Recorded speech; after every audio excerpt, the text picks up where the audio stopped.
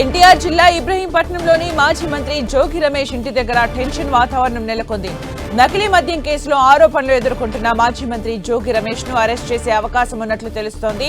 ఇప్పటికే ఆయన ఇంటికెళ్లారు పోలీసులు. మాజీ మంత్రి జోగి రమేష్ ఇంటితో పాటు ఆయన సోదరుడు జోగిరాము ఇంటికి కూడా పోలీసులు వెళ్లారు. దీంతో ఆ ప్రాంతంలో టెన్షన్ వాతావరణం నెలకొంది.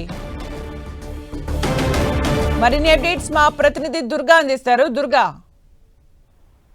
సుమిత్ర, నకిలీ మద్యం కేసుకు సంబంధించి మాజీ మంత్రి జోగి రమేష్ నివాసానికి సిట్ ఎక్సైజ్ పోలీసులు చేరుకున్నారు. ఈ రోజు ఉదయమే ఇబ్రహీంపట్నంలో ఉన్నటువంటి జోగి రమేష్ ఇంటికి పెద్ద ఎత్తున పోలీసులతో పాటు బలగాలు కూడా రావడం జరిగింది. మరి కాసేపట్లో అరెస్ట్ చేస్తారంటూ కూడా మనకి సమాచారం అవుతుంది. అయితే జోగి రమేష్ తో పాటు జోగు రాము నివాసానికి, ఆయన సోదరుడు జోగు రాము నివాసానికి కూడా పోలీసులు వచ్చారు. జోగు రామును కూడా అరెస్ట్ చేసే అవకాశాలు అయితే కనిపిస్తున్నాయి. ఎందుకంటే ముఖ్యంగా ఈ నకిలీ మద్యం కేసుకు సంబంధించి ఏదైతే ఏవన్గా ఉన్నటువంటి జనార్దన్ రావు ఇచ్చినటువంటి స్టేట్మెంట్ ఆధారంగా జోగి రమేష్ పాత్ర కూడా ఉందంటూ కూడా పోలీసులు భావిస్తున్నారు. ఇందులో భాగంగానే జోగి రమేష్ ను కూడా అరెస్ట్ చేసే అవకాశాలు అయితే కనిపిస్తున్నాయి. ఎందుకంటే పెద్ద ఎత్తున పోలీసులు బందోబస్తు కూడా రావడం జరిగింది. దాంతో పాటు రో పార్టీని వీళ్ళందరినీ కూడా తీసుకొచ్చారంటే ఖచ్చితంగా అరెస్ట్ చేసే పరిస్థితి అయితే కనిపిస్తున్నాయి. దీంతో పాటు జోగి రమేష్ అనుచరులు కూడా పెద్ద ఎత్తున ఇబ్రహీంపట్నం ఆయన నివాసానికి చేరుకుంటున్న పరిస్థితి. అయితే ఈ కేసుకు సంబంధించి ఇప్పటికే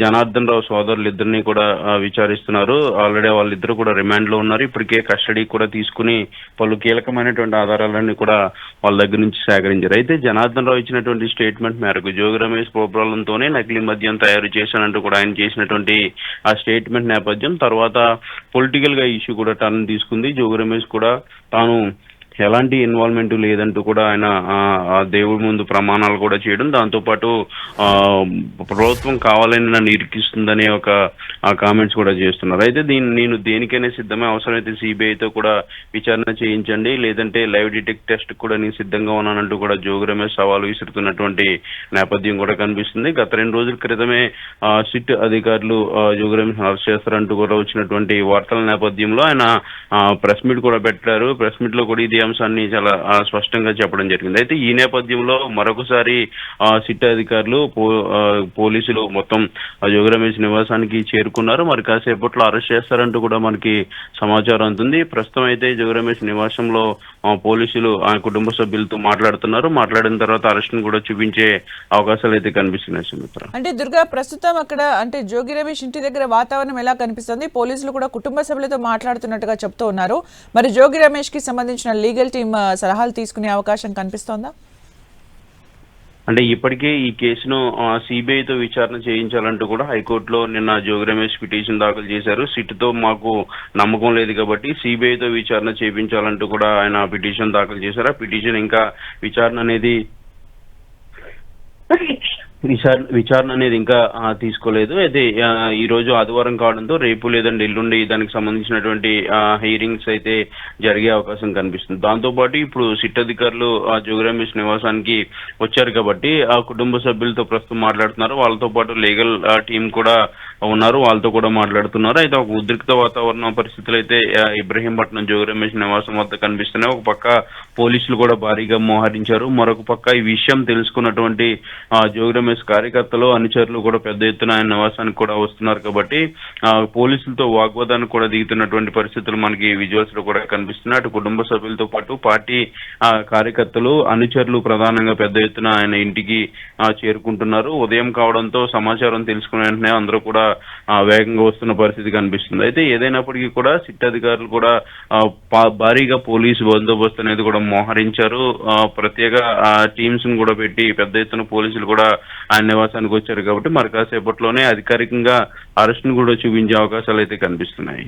అంటే దుర్గా, నోటీసులు ఇవ్వడం జరిగిందా? నోటీసులు ఇస్తారా? అసలు దర్యాప్తు ఎలా కొనసాగుతోంది?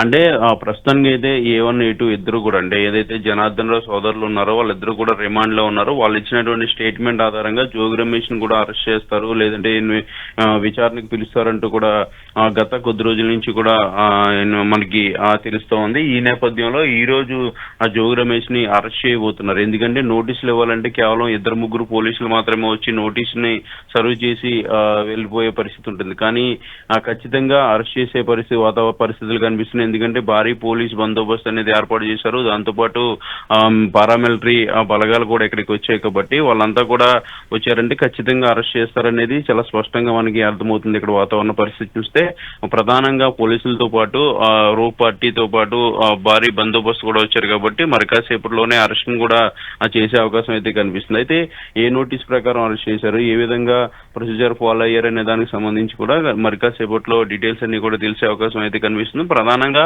జోగి రమేష్ తో పాటు ఆయన సోదరుడు రాము ఇద్దరిని కూడా ఈ రోజు అరెస్ట్ చేసే పరిస్థితులు కనిపిస్తున్నాయి. పెద్ద ఎత్తున పోలీసులు కూడా రావడం జరిగింది. కేసుకు సంబంధించి ఫర్దర్ ఇన్వెస్టిగేషన్ కోసం ఆల్రెడీ కస్టడీకి కూడా A1 A2గా ఉన్నటువంటి జనార్దన్ రావు సోదరులను ఆల్రెడీ తీసుకున్నారు. వాళ్ళు ఆల్రెడీ 4-3 రోజులుగా ఇచ్చినటువంటి స్టేట్మెంట్ ఆధారంగా జోగి రమేష్ ని ఈ రోజు అరెస్ట్ చేసేందుకు పోలీసులు ఇబ్రహీంపట్నం ఆయన నివాసానికి రావడం జరిగింది. సుమిత్ర, అంటే దుర్గా మీరు అంటున్నట్టుగా మరి కాసేపట్లో దీనిపైన ఒక క్లారిటీ వచ్చే అవకాశం ఉందని చెప్తున్నారు. అలాగే జోగి రమేష్ సోదరుడి ఇంటి దగ్గర కూడా పోలీసులు చేరుకున్నారని చెప్తున్నారు.